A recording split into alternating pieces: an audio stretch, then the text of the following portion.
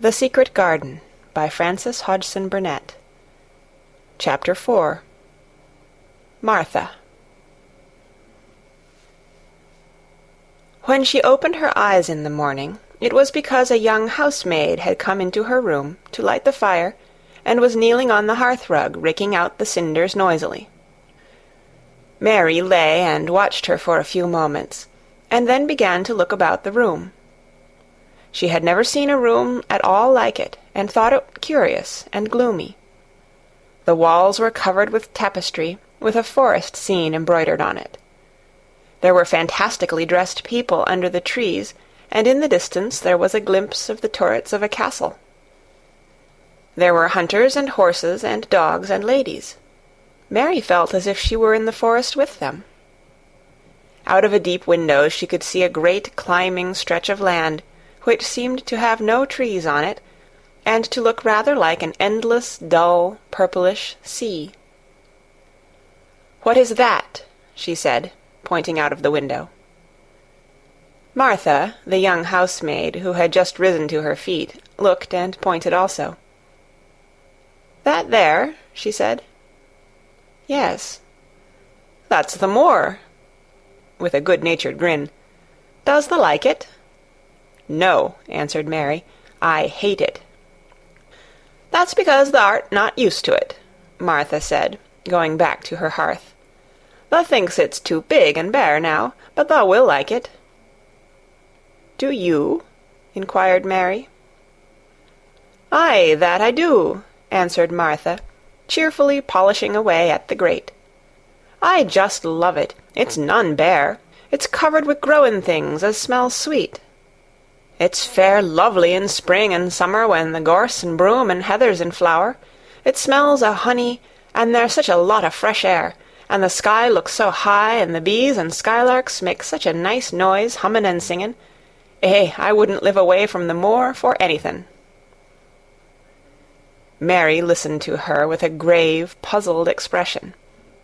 The native servants she had been used to in India were not in the least like this.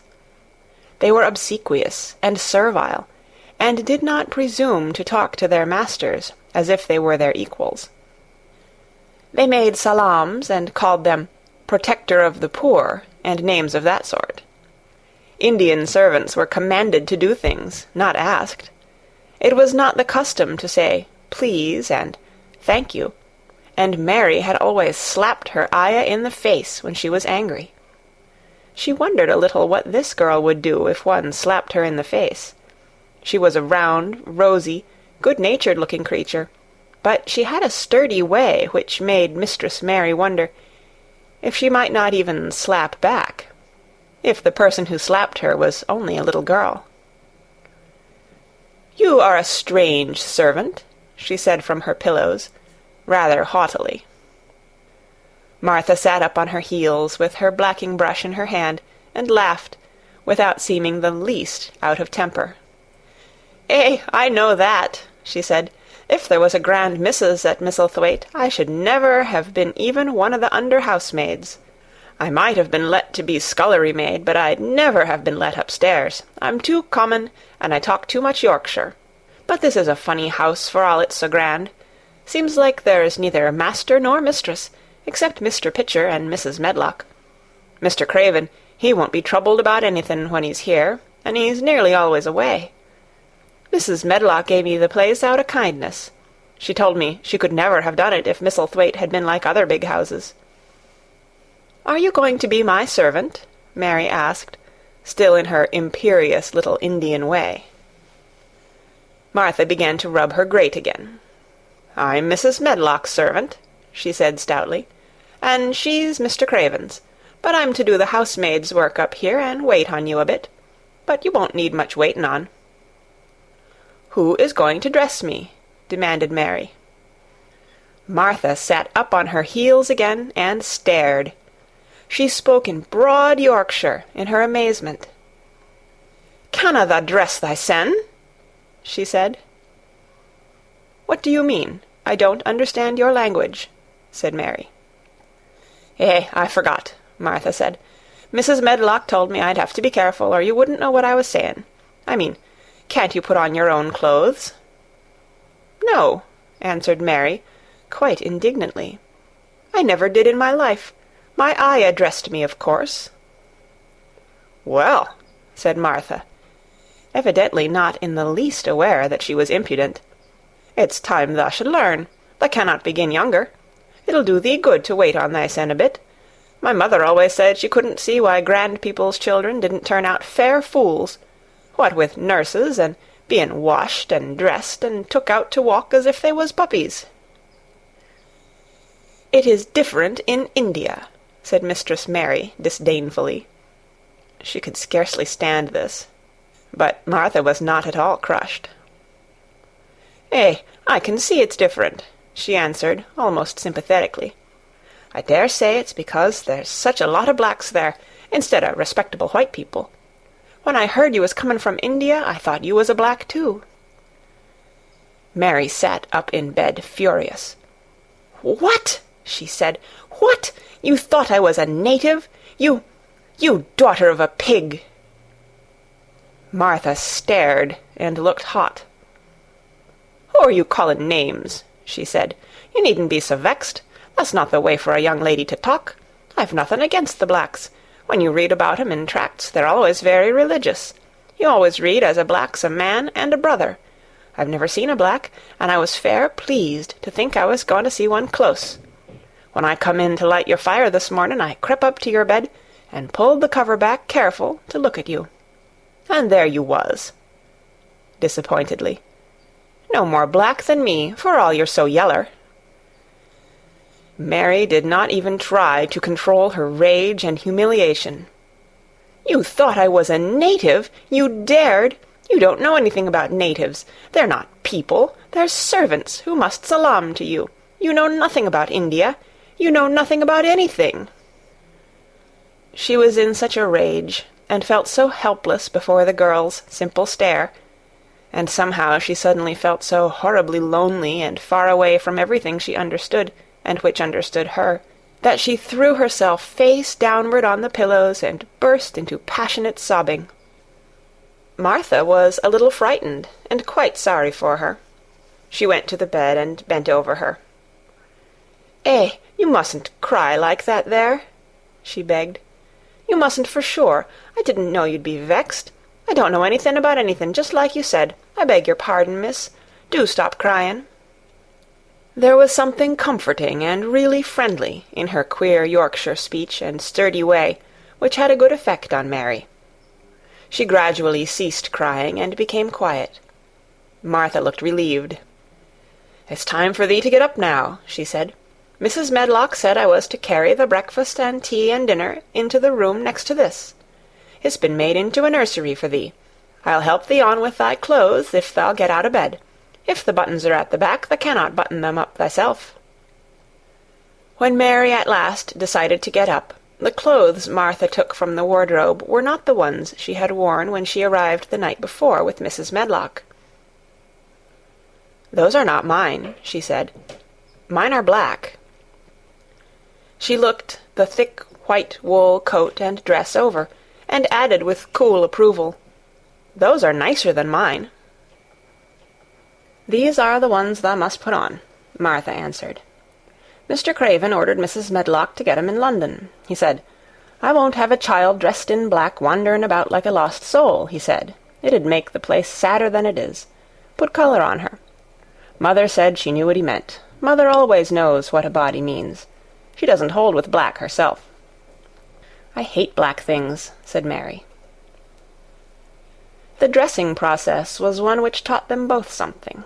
Martha had buttoned up her little sisters and brothers, but she had never seen a child who stood still and waited for another person to do things for her, as if she had neither hands nor feet of her own.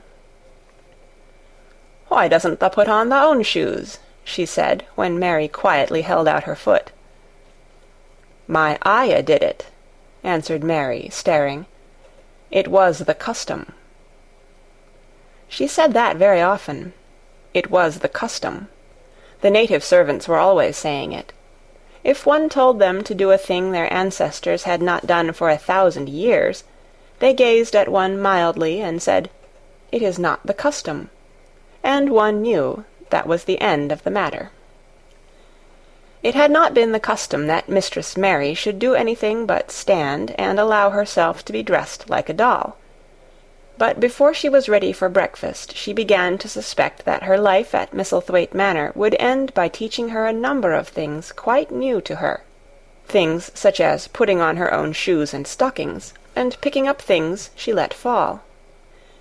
If Martha had been a well-trained, fine young lady's maid, she would have been more subservient and respectful, and would have known that it was her business to brush hair and button boots, and pick things up and lay them away. She was, however, only an untrained Yorkshire rustic, who had been brought up in a moorland cottage with a swarm of little brothers and sisters, who had never dreamed of doing anything but waiting on themselves and on the younger ones, who were either babies in arms, or just learning to totter about and tumble over things. If Mary Lennox had been a child who was ready to be amused, she would perhaps have laughed at Martha's readiness to talk, but Mary only listened to her coldly, and wondered at her freedom of manner. At first she was not at all interested, but gradually, as the girl rattled on in her good-tempered, homely way, Mary began to notice what she was saying. "Eh, you should see 'em all," she said. "There's 12 of us, and my father only gets 16 shilling a week. I can tell you my mother's put to it to get porridge for 'em all. They tumble about on the moor and play there all day, and mother says the air o' the moor fattens 'em. She says she believes they eat the grass, same as the wild ponies do. Our Dickon, he's 12 years old, and he's got a young pony he calls his own." "Where did he get it?" asked Mary. "He found it on the moor with its mother when it was a little one, and he began to make friends with it, and give it bits o' bread and pluck young grass for it. And it got to like him, so it follows him about, and it lets him get on its back. Dickon's a kind lad, and animals likes him." Mary had never possessed an animal pet of her own, and had always thought she should like one. So she began to feel a slight interest in Dickon, and as she had never before been interested in anyone but herself, it was the dawning of a healthy sentiment. When she went into the room which had been made into a nursery for her, she found that it was rather like the one she had slept in. It was not a child's room, but a grown-up person's room, with gloomy old pictures on the walls, and heavy old oak chairs. A table in the centre was set with a good substantial breakfast, but she had always had a very small appetite, and she looked with something more than indifference at the first plate Martha set before her. "I don't want it," she said. "Thou doesn't want thy porridge?" Martha exclaimed incredulously. "No." "Thou doesn't know how good it is. Put a bit o' treacle on it, or a bit o' sugar." "I don't want it," repeated Mary. "Eh," said Martha, "I can't abide to see good victuals go to waste. If our children was at this table, they'd clean it bare in 5 minutes." "Why?" said Mary coldly. "Why?" echoed Martha. "Because they scarce ever had their stomachs full in their lives. They're as hungry as young hawks and foxes." "I don't know what it is to be hungry," said Mary, with the indifference of ignorance. Martha looked indignant. "Well, it would do thee good to try it. I can see that plain enough," she said outspokenly. "I've no patience with folk as sits and just stares at good bread and meat. My word, don't I wish Dickon and Phil and Jane and the rest of 'em had what's here under their pinafores." "Why don't you take it to them?" suggested Mary. "It's not mine," answered Martha stoutly, "and this isn't my day out. I get my day out once a month, same as the rest. Then I go home and clean up for mother and give her a day's rest." Mary drank some tea and ate a little toast and some marmalade. "You wrap up warm and run out and play you," said Martha. "It'll do you good, and give you some stomach for your meat." Mary went to the window. There were gardens and paths and big trees, but everything looked dull and wintry. "Out? Why should I go out on a day like this?" Well, if thou doesn't go out, thou'lt have to stay in, and what has thou got to do?" Mary glanced about her. There was nothing to do. When Mrs. Medlock had prepared the nursery, she had not thought of amusement. Perhaps it would be better to go and see what the gardens were like. "Who will go with me?" she inquired. Martha stared.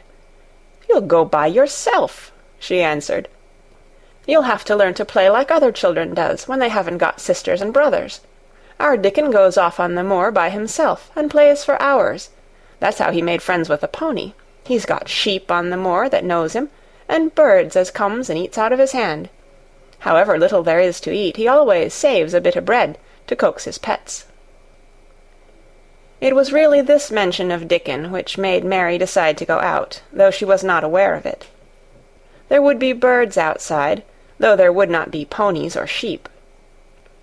They would be different from the birds in India, and it might amuse her to look at them. Martha found her coat and hat for her, and a pair of stout little boots, and she showed her her way downstairs. "If thou goes round that way, thou'll come to the gardens," she said, pointing to a gate in a wall of shrubbery. "There's lots of flowers in summer-time, but there's nothing bloomin' now."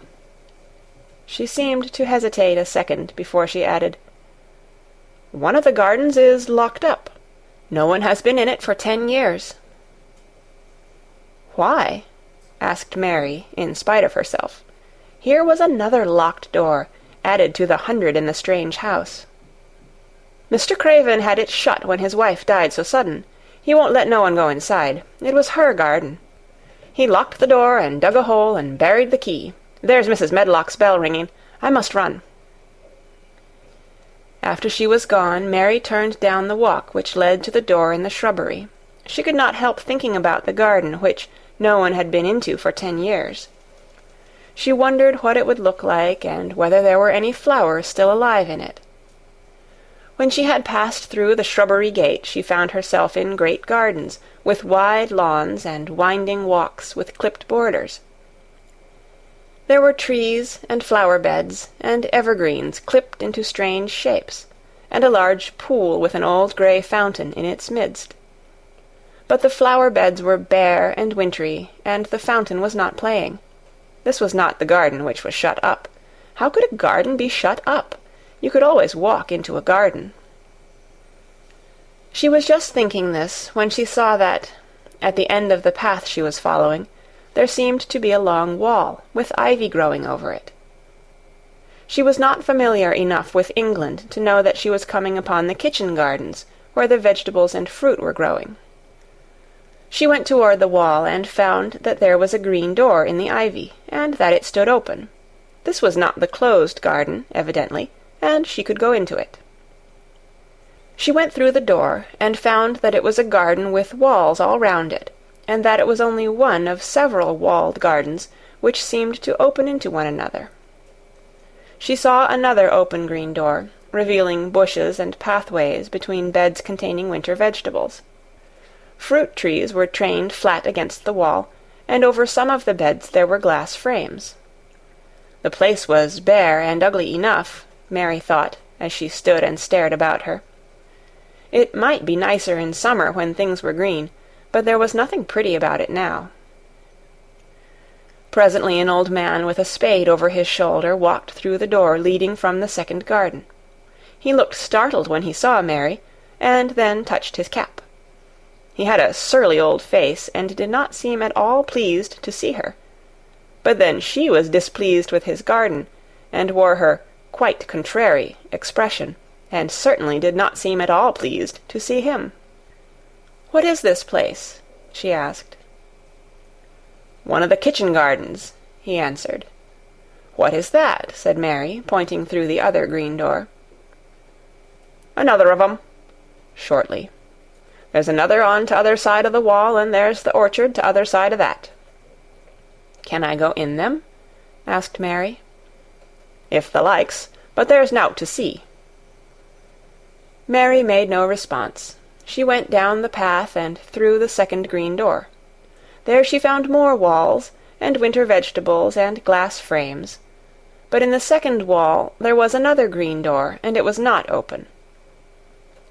Perhaps it led into the garden which no one had seen for 10 years.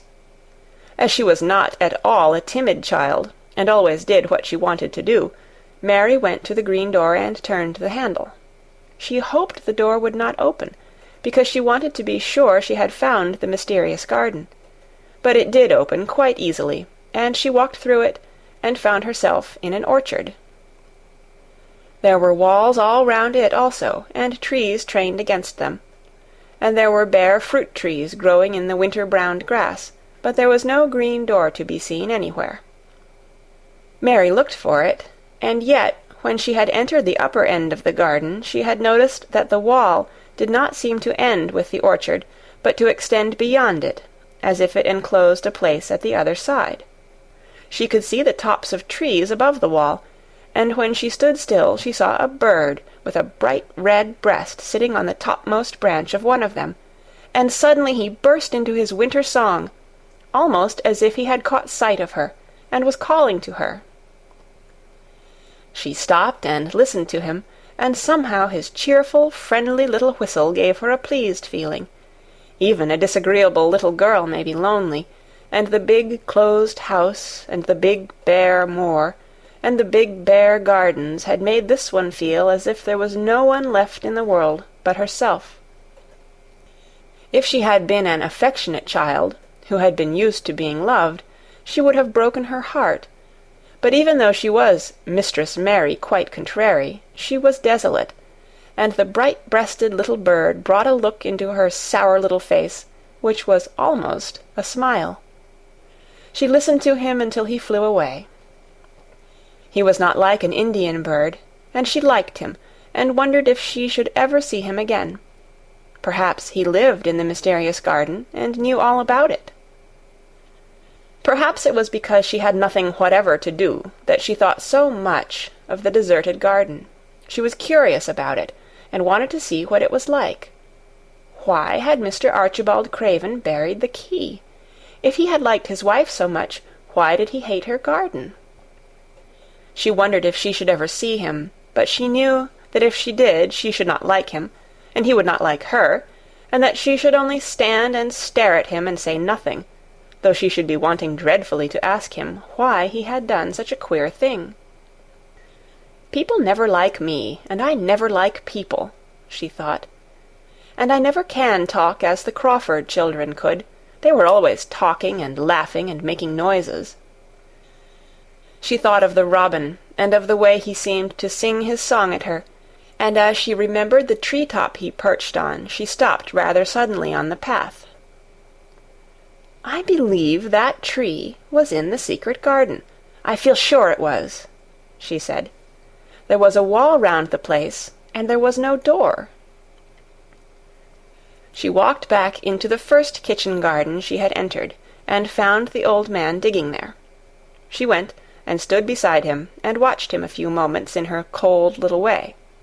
He took no notice of her, and so at last she spoke to him. "I have been into the other gardens," she said. "There was nothing to prevent thee," he answered crustily. "I went into the orchard." "There was no dog at the door to bite thee," he answered. "There was no door there into the other garden," said Mary. "What garden?" he said in a rough voice, stopping his digging for a moment. "The one on the other side of the wall," answered Mistress Mary. "There are trees there. I saw the tops of them. A bird with a red breast was sitting on one of them, and he sang." To her surprise, the surly old weather-beaten face actually changed its expression. A slow smile spread over it, and the gardener looked quite different. It made her think that it was curious how much nicer a person looked when he smiled.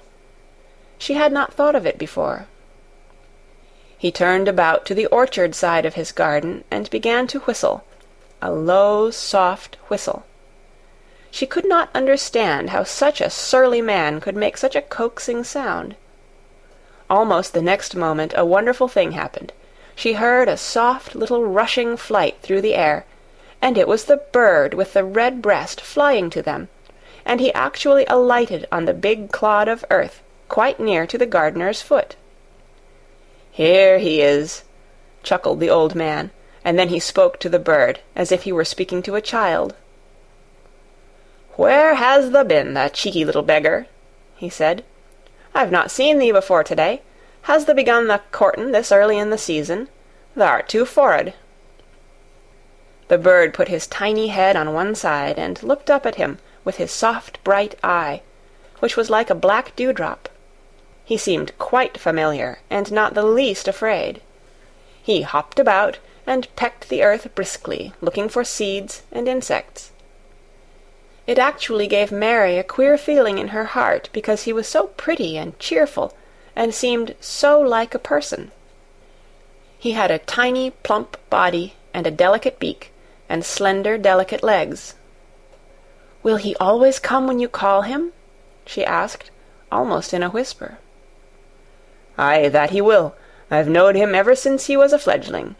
He come out of the nest in the other garden, and when first he flew over the wall he was too weak to fly back for a few days, and we got friendly. When he went over the wall again, the rest of the brood was gone, and he was lonely, and he come back to me." "What kind of a bird is he?" Mary asked. "Doesn't thou know? He's a robin redbreast, and they're the friendliest, curiousest birds alive. They're almost as friendly as dogs, if you know how to get on with 'em. Watch him pecking about there and looking round at us now and again. He knows we're talking about him." It was the queerest thing in the world to see the old fellow.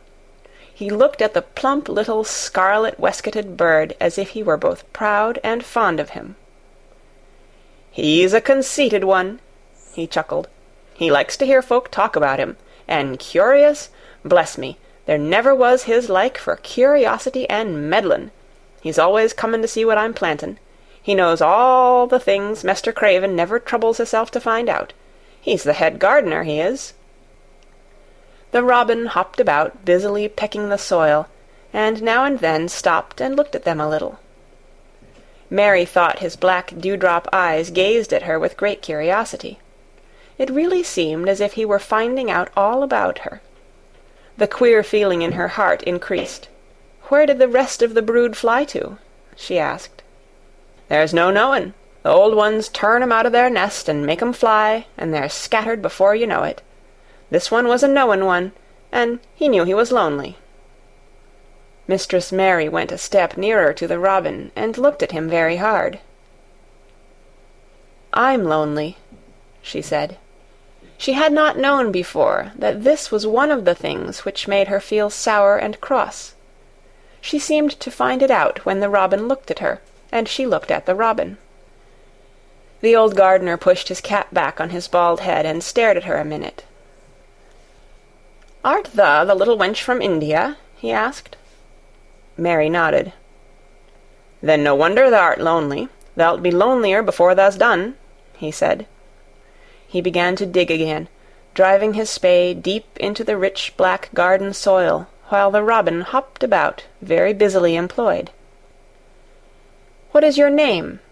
Mary inquired. He stood up to answer her.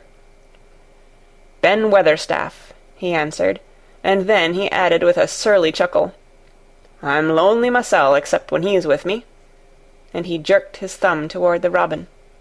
"He's the only friend I've got." "I have no friends at all," said Mary. "I never had. My Ayah didn't like me, and I never played with anyone." It is a Yorkshire habit to say what you think with blunt frankness, and old Ben Weatherstaff was a Yorkshire moor-man. "Thou and me are a good bit alike," he said. "We was wove out of the same cloth. We're neither of us good-lookin', and we're both of us as sour as we look. We've got the same nasty tempers, both of us, I'll warrant." This was plain speaking, and Mary Lennox had never heard the truth about herself in her life. Native servants always salaamed and submitted to you whatever you did. She had never thought much about her looks, but she wondered if she was as unattractive as Ben Weatherstaff, and she also wondered if she looked as sour as he had looked before the robin came. She actually began to wonder also if she was nasty-tempered. She felt uncomfortable. Suddenly a clear, rippling little sound broke out near her, and she turned round. She was standing a few feet from a young apple-tree, and the robin had flown on to one of its branches and had burst out into a scrap of a song. Ben Weatherstaff laughed outright. "What did he do that for?" asked Mary. "He's made up his mind to make friends with thee," replied Ben. "Dang me if he hasn't took a fancy to thee." "To me?" said Mary, and she moved toward the little tree softly and looked up. "Would you make friends with me?" she said to the robin, just as if she was speaking to a person. "Would you?" And she did not say it either in her hard little voice or in her imperious Indian voice, but in a tone so soft and eager and coaxing that Ben Weatherstaff was as surprised as she had been when she heard him whistle. "Why," he cried out, "thus said that as nice and human as if there was a real child instead of a sharp old woman. Thus said it almost like Dickon talks to his wild things on the moor." "Do you know Dickon?" Mary asked, turning round rather in a hurry. "Everybody knows him. Dickon's wanderin' about everywhere. The very blackberries and heatherbells knows him. I warrant the foxes shows him where their cubs lies, and the skylarks don't hide their nests from him." Mary would have liked to ask some more questions. She was almost as curious about Dickon as she was about the deserted garden. But just that moment the robin, who had ended his song, gave a little shake of his wings, spread them, and flew away. He had made his visit, and had other things to do. "He has flown over the wall," Mary cried out, watching him. "He has flown into the orchard.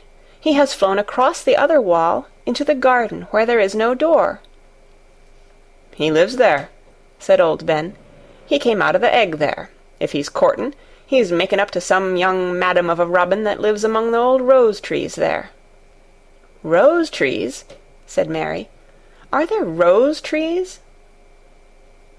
Ben Weatherstaff took up his spade again and began to dig. "There was 10 year ago," he mumbled. "I should like to see them," said Mary. "Where is the green door? There must be a door somewhere." Ben drove his spade deep and looked as uncompanionable as he had looked when she first saw him. "There was 10 year ago, but there isn't now," he said. "No door?" cried Mary. "There must be." "None as anyone can find, and none as is anyone's business. Don't you be a meddlesome wench and poke your nose where it's no cause to go. Here, I must go on with my work. Get you gone and play you. I've no more time."